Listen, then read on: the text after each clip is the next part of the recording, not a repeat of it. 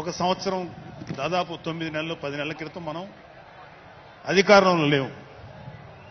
అప్పుడు మనకి ఎలాంటి విషయాన్నైనా ఏ విషయాన్నైనా తీవ్రంగా మాట్లాడగలిగేటువంటి శక్తి ఉంది. కానీ ఇప్పుడు అధికారం వచ్చిన తర్వాత మనం ఒళ్ళు దగ్గర పెట్టుకొని చాలా కేర్ఫుల్గా ఉండాలి.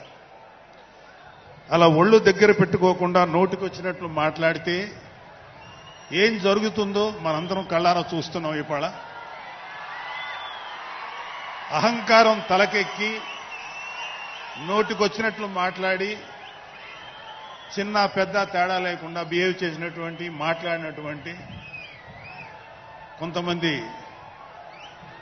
ప్రతిపక్ష అని చెప్పలేములేండి, ప్రతిపక్షం లేదు కదా, నాయకులకి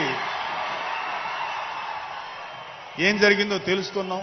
కాబట్టి ప్రతి మాట ఆచితూచి మాట్లాడాలి. సో అందుకని కొంచెం అది కూడా కాకుండా మేమందరం పదవులు వచ్చినా రాకపోయినా ఆయనకి సేవ చేస్తాం.